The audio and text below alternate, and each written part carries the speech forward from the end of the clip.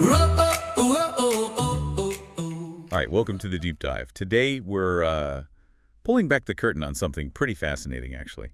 Draft beer systems. Yeah, it's surprisingly complex, isn't it? All that stuff hidden away behind the bar. Exactly. All the, engineering that goes into getting that perfect pint into your glass. And we're digging into a great source today. It's like a full guide breaking down, well, everything. From the kegs themselves all the way to the faucet. Right. So our mission here is basically to cut through the technical bits and just pull out what you really need to know. Maybe you're into home brewing or planning an event, or maybe you just, appreciate a good beer. We want you to get quickly up to speed on how that beer actually travels from the keg to your glass. Okay, let's jump right in then. Where do we start? Well, let's start right at the source, the keg itself. Okay. So modern kegs, they're pretty much always stainless steel these days, and they've got that single valve right on top, usually a Sankey valve, especially here in the U.S. And inside that valve, there's like a tube, right, that goes down. Exactly, yeah.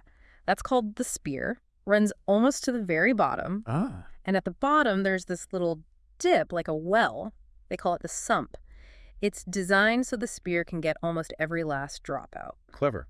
So nothing goes to waste. Pretty much. When you attach the coupler, it pushes that spear down, opens the valve, and lets the beer flow out, pushed by gas pressure. Gotcha. Okay, now I've heard the term beer barrel used. Is that the same as a keg? Good question. So technically, a beer barrel is a legal unit of measurement in the U.S.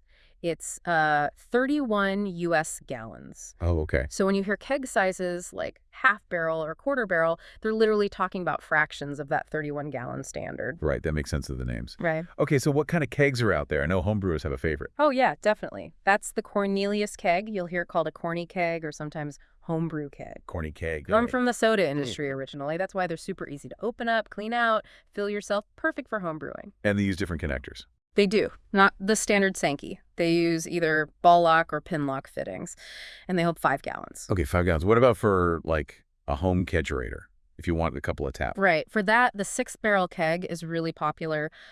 People call it a 6-tel, sometimes a log or torpedo. 6-tel. Hey. It's about the same width as a corny keg, maybe a touch taller, holds just a little bit more beer, 5.16 gallons. But the key thing is, because it's slim, you can often fit 2 or even 3 of them into a standard kegerator, and it uses the normal Sankey valve, like the bigger commercial kegs. Perfect for variety, then. Okay, what about those barrel fraction names? Quarter barrel. Yep. The quarter barrel keg, also known as the pony keg. Pony pig. Heard that one. Right. It's shorter, kind of stubby looking, same width as a big half-barrel keg, but shorter. Holds 7.75 gallons. Good size for, well, a smaller party. Okay, but then there's also a slim quarter. That sounds confusing. Same size. It is a bit confusing, but yeah, the slim quarter holds the exact same amount, 7.75 gallons, as the pony keg. So what's the point? It's all about the shape. The slim quarter is tall and skinny, kind of like a 6-tel, but bigger. Oh, I see. That tall, thin shape means you can fit 2 of them side by side in a dual-tap kegerator, just like you can with 6-tels. It's purely for space efficiency. Got it. Shape matters for fitting things in. And the big one, the standard bar keg. That's the half-barrel keg, often just called a full-size keg or even a barrel of beer, even though it's technically only half of that legal barrel unit. Right. Holds 15.5 gallons. It's the workhorse for bars, restaurants, fits in most standard home kegerators too, but like we said, 6-tels are getting popular for home use if you want more variety. Okay, so the beer's in the keg. Now, how do we get it up? That's the coupler. Exactly. The keg coupler. It's your main connection point. It locks onto that keg valve, and it does 2 things. It lets the gas, usually CO2 or nitrogen, flow into the keg, and lets the beer flow out into the beer line. The gas pressure pushes the beer up the spear. So it's the bridge between the gas, the keg, and the line. Pretty much, yeah. The gatekeeper. Now, there's a really, really important point here about what you're dispensing. Something about acid. Oh, absolutely crucial. If you're running anything acidic through your system, think wine, cider, maybe some sour beers, even coffee or soda. Okay. Then the metal probe on the coupler that actually dips down into the liquid and any other metal part the liquid touches, like the faucet. It has to be 304 grade stainless steel. Why is that so critical? Because acidic drinks will corrode standard plated metals, like chrome plating over brass. The acid eats away at the plating, little flakes can break off into your drink, it can create off flavors. Stainless steel doesn't have that problem, it resists the acid. Good rule then. Acidic drink, Go stainless. Simple as that. Yep. Non-negotiable, really. And couplers aren't universal, right? They have to match the keg. Correct. The coupler style has to match the valve type on the keg. Here in the U.S., the most common system by far is the Sankey D system. Sankey. Works for almost all American beers, domestic and craft, like 95% of them. You might run into other types, maybe for some European imports or specialty kegs, but D is the main one you'll see. And how do they attach? Are there different styles? Yeah, two main ways they lock on. There's the lever style.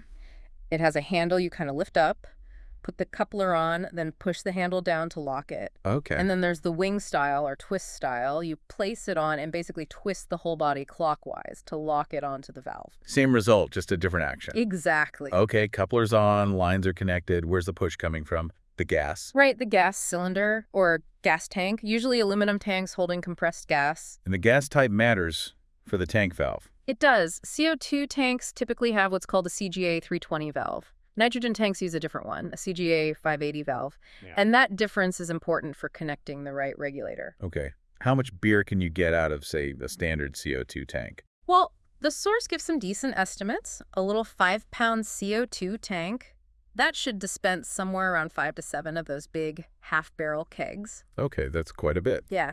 A 10-pound tank, you're looking at 10 or more half-barrels. A 20-pounder, at least 20.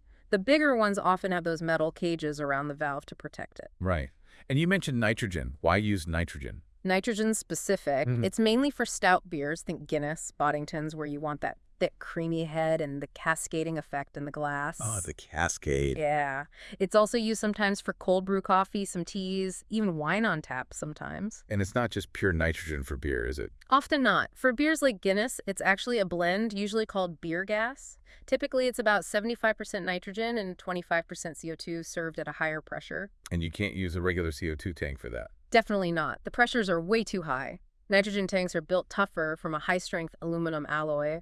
They're rated for pressures up to like 2,200 psi or even more. Wow, 2,200 psi. But you don't push beer out at that pressure, surely. Oh, heavens no. You'd have an explosion of foam. That incredibly high tank pressure needs to be brought way, way down. So how do you do that? That's the job of the gas regulator. Honestly, probably one of the most vital bits of kit for a good pour. It controls the pressure. Okay, regulators. What's the main type? The main one is the primary regulator. This is the one that screws directly onto the gas tank itself. Right. Its whole purpose is to take that super high pressure from inside the tank, whether it's CO2 or nitrogen, and regulate it down to a much lower, stable, usable pressure for dispensing the beer. Usually somewhere between, say, 5 and 20 psi, depending on the system. And what does it look like? Gauges? Yeah, typically a primary regulator will have at least one gauge. That's the output pressure gauge, shows you the pressure going to the keg. Usually reads 0 to 60 psi or so. Okay. It absolutely must have a shutoff valve too, so you can turn the gas flow on and off. And really importantly, a safety relief valve that prevents pressure from building up dangerously if something goes wrong. Can one regulator handle multiple kegs? And this is a key, if you have, say, 2 kegs that both need the exact same dispensing pressure, okay, then yes, you can get a 2-product primary regulator. Still connects to one tank, but it has 2 outlets, 2 shutoff valves. You mentioned nitrogen regulators are different earlier. Yes, absolutely, and you cannot mix and match. CO2 regulators and nitrogen regulators are not interchangeable. Why not? Nitrogen regulators are built to handle those much higher inlet pressures from the nitrogen tank. And they have the different fitting, that CGA 580 fitting to match the nitrogen tank valve. Yeah. You physically can't and shouldn't try to connect a CO2 regulator to a nitrogen tank or the other way around. It's a safety thing. Okay, got it. Yeah. Different gas, different regulator. Now, sometimes you see regulators with 1 gauge, sometimes 2. What's that about? Right, so a single gauge primary regulator just has that output pressure gauge, 0 to 60 psi, showing what's going to the keg. That's the essential one for dispensing. A dual gauge regulator adds the second gauge, usually a high pressure one reading 0 to 3,000 psi or so. That one shows you the pressure inside the gas tank. Ah, so it tells you how much gas is left. Exactly. It's basically a fuel gauge for your gas tank. Really useful so you don't run out unexpectedly, but it doesn't actually affect the pressure going to the beer. The output gauge does that. Okay, so the primary regulator sets the pressure from the tank. What if you have beers that need different pressures? Ah, that's where secondary regulators come in. sometimes called inline regulators. Secondary. Okay. These do not connect directly to the gas tank. They go after the primary regulator. You run a gas line from the primary to the secondary. Right. And the secondary regulator then lets you fine-tune the pressure downwards for individual kegs or groups of kegs. You can even chain them together, gang them, they call it. So each output on a secondary can be set differently. Yep. Each connection point on a secondary regulator will have its own output pressure gauge, its own shutoff valve, and its own safety relief valve. So you can have one keg at 12 psi, another at 14 psi, all running off the same primary regulator and gas tank. That offers a lot more control. Yeah. How's that different from just using, like, a splitter, an airline distributor? Good question. An airline distributor is much simpler. It's just a manifold, a splitter. It takes one gas line in from the primary regulator and splits it into multiple outputs. But crucially, it has no gauges, no adjustment knobs. All the outputs get the exact same pressure, whatever the primary regulator is set to. So distributor for same pressure everywhere, secondary regulators if you need different pressures for different taps. You got it. Control versus just distribution. Okay, that makes sense. So gas pressure is set. Now, the gas and the beer need to travel through the lines, gas lines and beer lines. Right. Gas lines are pretty straightforward. Standard size is usually 516-inch inside diameter, or ID. Why that size specifically? It's sort of the standard that works well for carrying the required pressure without collapsing or causing too much flow restriction for the gas itself. Any common colors? Is that just for looks? No, it's actually practical. You can get clear, obviously, but also black, red, blue, yellow vinyl. Using colors helps you instantly tell your gas lines apart from your beer lines, makes tracing things much easier. Yellow is also often specifically used for nitrogen lines, just as a convention, and clear can help you spot any moisture or blockages. Smart. Okay, now beer lines. More complicated. A bit more variety, yeah. The most common type you'll see, especially for home use, is vinyl tubing. Vinyl, okay. It's flexible, pretty durable, stands up to cleaning chemicals okay, comes in a few standard inside diameters, 316, 14 inches, and 38. Which one gets used most, say, for a kegerator at home? For shorter runs, like in a home kegerator, that 316 ID vinyl is definitely the most common. 316-inch? That sounds pretty narrow. It is, and that brings us to a really, really key concept in draft systems, restriction. Restriction. Okay, tell me about that. So the narrowness of the beer line, that 316 diameter, combined with how long the line is, creates resistance. It makes it harder for the beer to flow through. Okay, like friction. Sort of, yeah. Think of it like resistance. And this restriction is absolutely vital for balancing the whole system. It works against the pressure coming from your regulator. So it's a balancing act. Gas pushing, line resisting. Exactly. That's the core of balancing a draft system. You need the right amount of restriction from beer line, based on its diameter and length, to perfectly counteract the pressure you're using to push the beer. And if it's not balanced? If you have too much pressure for the amount of restriction in your line, the beer shoots out too fast and foams up like crazy. Everywhere. Yep. And if you have too little pressure or maybe too much restriction, like a really long line, the beer dribbles out and it can taste flat because the CO2 starts coming out of solution in the line. So getting that balance right is key for the perfect pour. Fundamental. This whole interplay between pressure, line length, and line diameter is like the hidden secret behind a good draft system. So for a short system like a kegerator, you need that narrow 316 line because the length isn't giving you much restriction. Precisely. The small diameter makes up for the short distance to provide the resistance needed for typical beer dispensing pressures. What about those other line materials you mentioned? Right. There's polyethylene tubing. It's cheap, conducts temperature well, but it's mostly used for glycol lines, not recommended for the beer itself. Okay. Then there's barrier tubing. This stuff has a special inner layer. It helps stop CO2 from escaping through the line wall so beer stays properly carbonated. It also prevents flavors from migrating, like if you have different beers running side by side in a bundle. Good for multiple taps then. Definitely. And finally, braided tubing. This is vinyl tubing, but reinforced with a braid, usually nylon. It makes it much stronger, able to handle higher pressures, say over 35 psi. You'd use this if you were dispensing something that needs high pressure, like maybe certain carbonated cocktails or sodas. Okay, line restriction, balancing, crucial stuff. Now, we talked about short systems. What about big bars, where the kegs are way back in a cold room?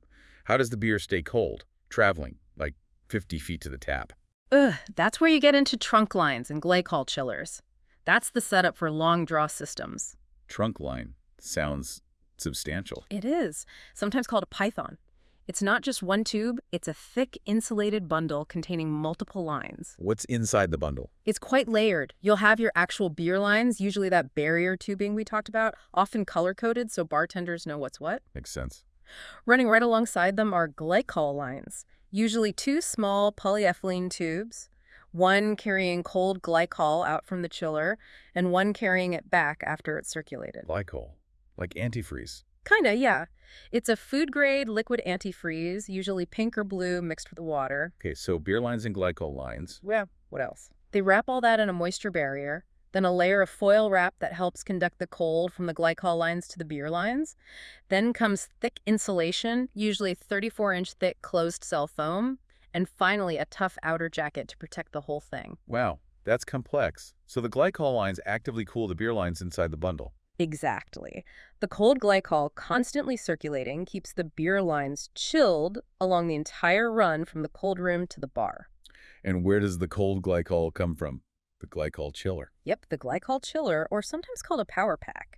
This is the refrigeration unit for the long draw system. Does it chill the beer down? No, and this is a really important point. The glycol chiller's job is to keep cold beer cold during its journey through the trunk line. It doesn't have the power to chill down warm beer. So the beer must start cold, usually around 38 degrees Fahrenheit, coming out of that walk-in cooler or refrigerated cellar before it even enters the trunk line.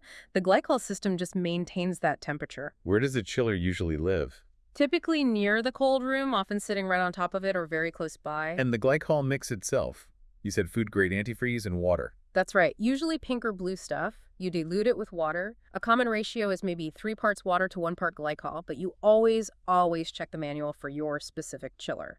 The ratio affects the freezing point and cooling efficiency. What are the main bits inside the chiller unit? You've got a reservoir, or bath, which holds the glycol water mixture. There's a pump and motor assembly that pushes that cold glycol out through the trunk line's supply tube and pulls it back through the return tube. And then there's a compressor and cooling coils, just like in a fridge, that chill the glycol mixture in the reservoir down to the target temperature. How do you know what size chiller you need? Just based on the length of the run? Mostly, yeah, but also the number of glycol lines in the trunk matters. It's about the total cooling distance the pump has to cover. Oh, so. Okay, say you have a 100-foot trunk line run. If it has just one supply and one return glycol line, so 2 tubes, the chiller needs to effectively cool 100 feet. But if that same 100-foot trunk line has 2 supply and 2 return lines, maybe cooling 2 separate bundles or providing extra cooling, then the pump is pushing glycol through double the length of tubing within that 100-foot run.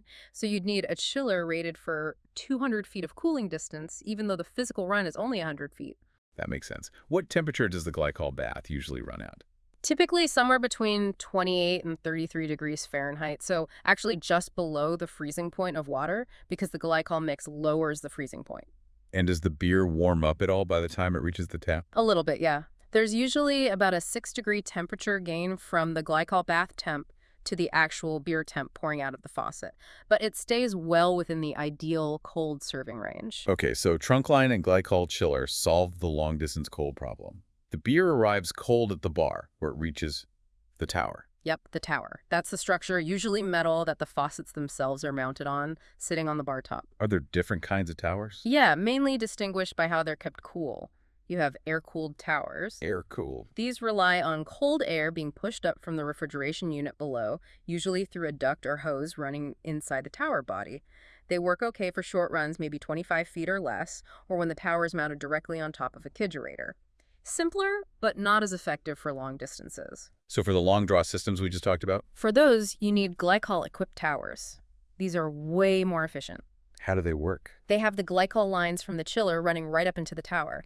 Inside the tower, the glycol circulates through cooling blocks that surround the shanks, the metal tubes the faucets screw onto.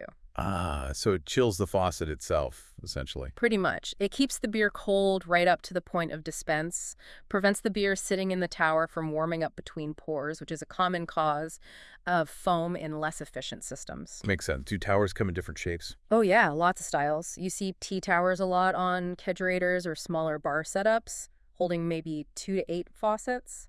Pass-through towers are common in big bars with lots of taps. They go right through the bar top. Can hold maybe 5 up to 24 faucets. Measuring for those is critical. Then simpler draft arms, often on direct draw boxes, maybe holding 1 to 3 faucets. And there was a really important warning about the lines inside the towers, something you should never do. Yes, vital point. The short lengths of beer line that come pre-installed inside a manufactured tower, you should never cut or modify them. Why is that?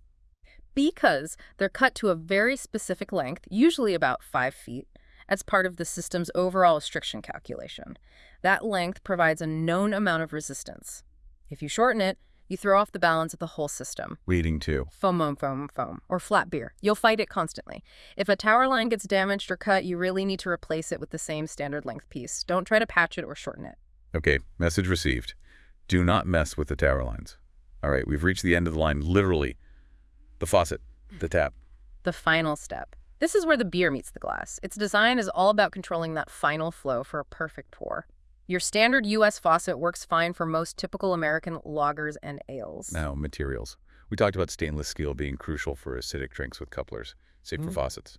Absolutely. Even more so, maybe, because the faucet is right there. So your basic faucet is often forged brass with chrome plating. It's cheap. It works for regular beer. Fine. But like with the coupler probe, that chrome plating can wear away over time. Beer is slightly acidic. Cleaning chemicals can be harsh. Once the plating wears, the brass underneath can leach into the beer, giving it a metallic taste. And definitely don't use chrome plated with wine, cider, coffee, kombucha. So stainless steel is the way to go. For quality and versatility, yes. 304 grade stainless steel is what commercial places and serious brewers prefer. It imparts no flavor, it's super durable against chemicals and acids, and it's more sanitary, less porous, harder for bacteria to cling to. A must for anything acidic. Yeah. And better overall for beer, too. Pretty much, yeah. What about other looks? Can you get like a brass look without the downsides? You can. Polished brass itself is an option, similar issues to chrome long term. But you can get a faucet made from solid 304 stainless steel that then has a polished brass finish applied externally. So you get the durability and inertness of stainless, but the aesthetic of brass. Best of both worlds, if you like that look. Clever. Now, are all faucets just simple on-off valves, or are there different designs? Oh, lots of different designs for different purposes. The most common standard type is a rear sealing faucet. Rear sealing? Means the little valve mechanism that actually stops the beer flow is located at the back of the faucet body, inside. They work fine, easy to take apart and clean, cost-effective. Okay. What else? Then you have forward sealing faucets. These are generally seen as an upgrade. How are they different? The valve mechanism is right at the very front tip of the spout. Oh, so what's the benefit of that?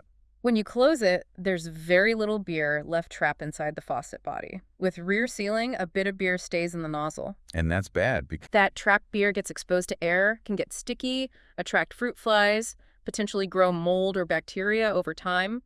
Forward sealing designs minimize that. Less sticking, cleaner operation, less chance of contamination. They often have fewer internal parts, too. makes sense. Okay, what about those special taps for Guinness? Right, the stout faucet. Essential for nitrogenated beers or nitro coffee and tea. What makes it different? 2 main things. It has a longer, narrower spout. And crucially, inside there's a small plate called a restrictor disc. It has tiny little holes in it. And that creates the effect. Exactly. The beer or coffee is forced through those tiny holes under the higher nitro pressure. That agitation knocks the nitrogen out of solution, creating that beautiful cascading effect and the really thick, dense, creamy head that's characteristic of nitro pours. Could you use a stout faucet for regular beer? Often, yes. On many stout faucets, you can remove that restrictor disc, and then it functions more like a standard faucet for CO2 beers. Handy. Any other special faucet types? Sure. Self-closing faucets have a spring mechanism, so the handle automatically snaps back to the off position when you let go. Good for preventing waste and drips. Okay. Creamer faucets look like standard ones, but you can push the handle backwards after the main pour to get an extra shot of foam to top off the beer. Ah, for head adjustment. Yep. And then there are flow control faucets. These have an extra little lever on the side. What does that do? That side lever lets you manually adjust the resistance inside the faucet itself. You can dial the flow rate up or down. Why would you need to do that? Several reasons. It's useful if you're pouring small samples or filling really frosty mugs where the beer might foam too much initially. good if you change kegs a lot with different carbonation levels. But importantly, they're pretty much required if you're dispensing things like highly carbonated cocktails. Why required? Because those drinks often need really high dispensing pressures, maybe 25, 35 psi. Without the extra restriction from the flow control faucet to slow things down right at the tap, it would just spray out uncontrollably. Flay control gives you that final adjustment. They're also recommended for things like kombucha, which can be very fizzy. Wow. So much tech in just that last little bit. Okay, beyond the core system from keg to faucet, there's other gear involved. Handles. The tap handle, yeah, or marker. Obviously, it's the lever you use, but in a bar, its main job is branding, telling you what beer is on that line. It can be simple black plastic or elaborate custom designs. And keeping the bar clean drip trays. Essential. Just sits under the faucets to catch any spills or drips, keeps the counter clean and less sticky. You can get surface mount ones that sit on top, drop-in ones that sit flush, wall mount ones. Some fancy ones even have glass rinsers built in. Oh yeah, those push-down sprayers. Right. Though those need their own water line, a pressure regulator for the water, and a shutoff valve. Adds a bit more plumbing. Okay. What if you need draft beer away from the bar? Like for a picnic or festival. That's where the jockey box comes in. Jockey box. Yeah. It's basically a portable draft system built into a standard insulated cooler. The cool part literally is it uses ice for chilling, no electricity needed. How does it work? You fill the cooler with ice and water. Beer flows from the keg through tubing inside the cooler that's submerged in the ice bath, and then out through faucets mounted on the front or top of the cooler. So the ice chills the beer as it passes through. Exactly. The tubing inside can either be long stainless steel coils like 50 or even 120 feet long, or it can be a flat metal block called a cold plate with channels inside for the beer to flow through. Coil versus cold plate. Any difference? Coils have way more surface area because the tubing is so long. That means they can chill the beer down faster and handle higher pouring volume, like at a busy festival. Cold plates are simply, maybe a bit more durable, but don't chill quite as quickly. Both work well to keep beer cold, though. And same rule applies here. Start with cold beer. Absolutely. Just like the glycol system, a jockey box is designed to keep cold beer cold, or maybe chill it down just a few more degrees. It can't take warm beer and make it ice cold instantly. You need to start with a keg that's already properly chilled. And the stainless steel rule for acidic drinks Still applies. If you're serving wine or cider from a jockey box, make sure the coils or cold plate and all the fittings and faucets are stainless steel. Does a jockey box need other bits too? Oh yeah, it's just the chilling part. You still need your gas setup, a CO2 tank, a regulator, usually dual gauge, and the gas hose. You need a keg coupler for each beer you're serving, plus short beer lines, jumpers, to connect from the coupler to the back of the jockey box shank. Remember, Sankey D is standard. Get the right one for your keg. And if you have multiple taps running off one CO2 tank at the same pressure, you'll need an airline splitter or distributor. Got it. So, jockey box for mobile chilled dispensing. What about that super simple pump thing you sometimes see at parties? The classic keg pump, also called a picnic pump, party pump, bronco pump. Lots of names. Right. How does that work?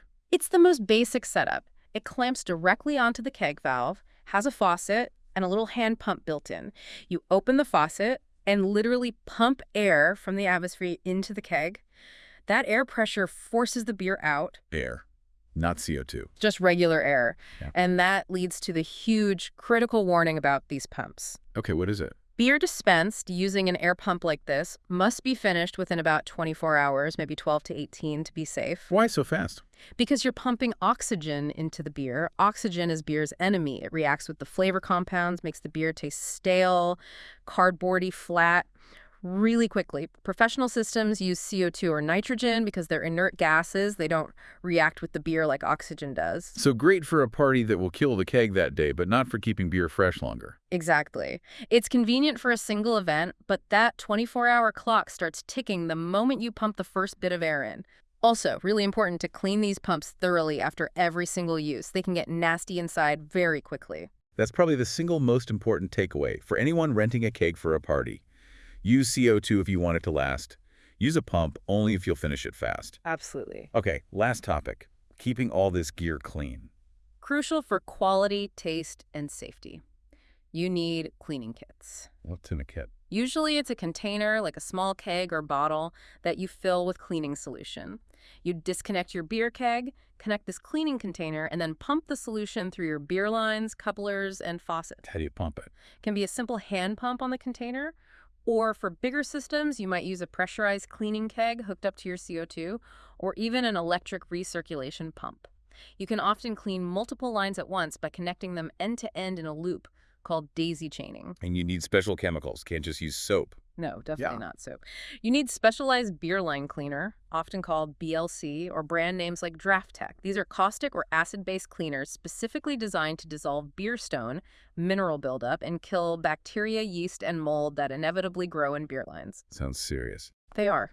You mix them with water according to the directions, circulate or let them soak for the recommended time, and then this is vital. You must rinse the lines incredibly thoroughly with fresh water afterwards.